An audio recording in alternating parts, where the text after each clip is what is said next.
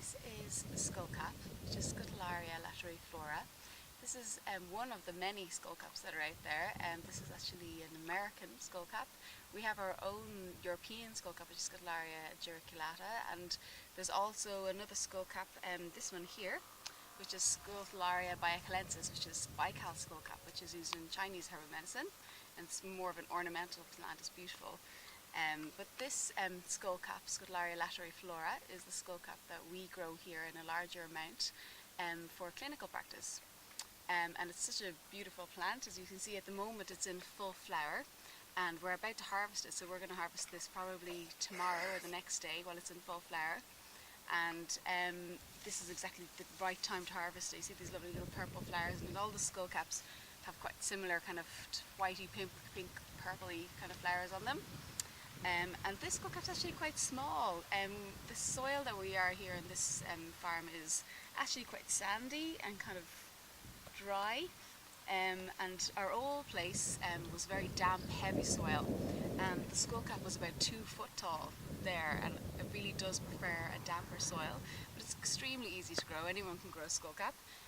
We would propagate it from seed and also divide it by root division. So all of these plants here in this small bed would have been divided by root division. So it's a very easy plant to have, and once you have it you can multiply it quite easily. So it's a nice plant like for that. So what we do with this plant is we tincture it for practice, and in clinical practice what we use it for is mostly for treating the nervous system. So it's a really nice nervous system tonic herb and nervous system restorative. It relaxes the whole nervous system and it calms the mind. So use it for certain types of insomnia, or for stress, definitely, or for anxiety and panic attacks. So there are its main kind of uses. Also, it's a really nice herb for PMT kind of issues, premenstrual tension. Because it's a great liver herb, really. So when we're treating premenstrual conditions, it's actually more the liver energy and liver chi stagnation that we want to move. So skullcap is a really nice plant for that. Anger coming up, or over emotional issues, or even teariness and things like that. So, and some of the physical aspects of PMT as well. It's a really nice antispasmodic herb, so it's nice for cramps, whether it's menstrual cramps or whether it's tension cramps. So people who would hold a lot of tension in their neck and shoulders, or even tension in their gut. Skullcap are really nice for relaxing that too. So overall, really calming and relaxing herb, which is lovely.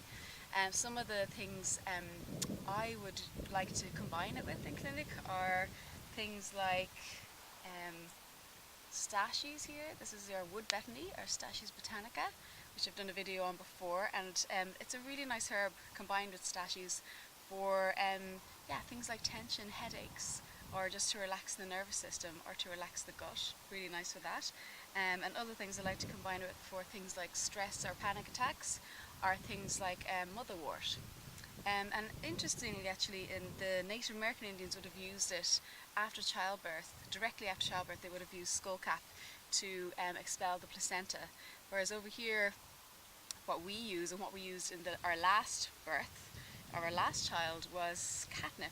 So catnip is one of the mint family, gorgeous plants. So we would have used a combination of catnip and skullcap to expel the placenta just after Rowan, our first baby, was born, and we'll be using it for this baby as well.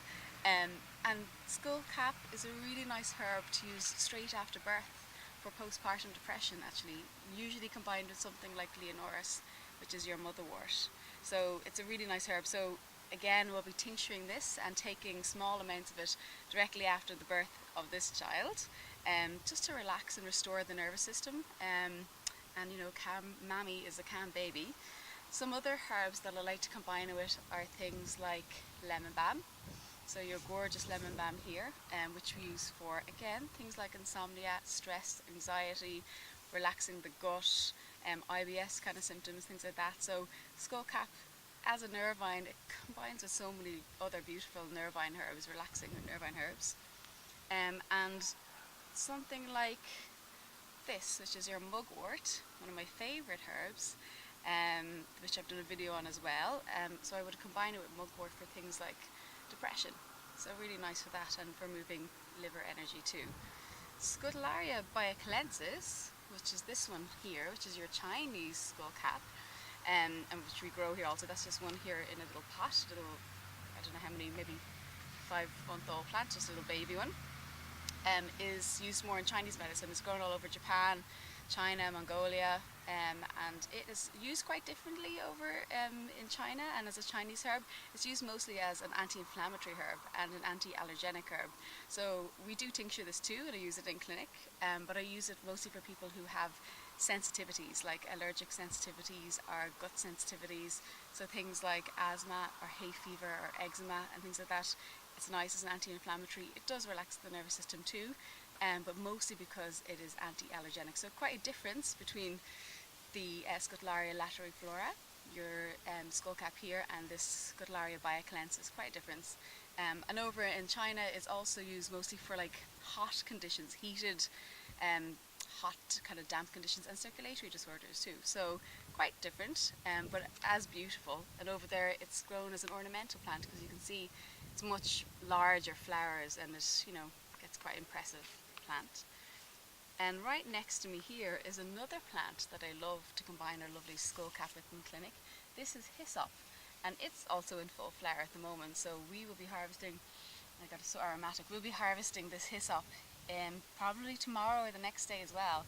So we harvest the whole aerial parts of this Hyssop and the whole aerial parts of the skullcap when they're in full flower. Interestingly, the Scutallaria bioclensis is the root that we use of this plant. So not the aerial parts, the root of this plant is used.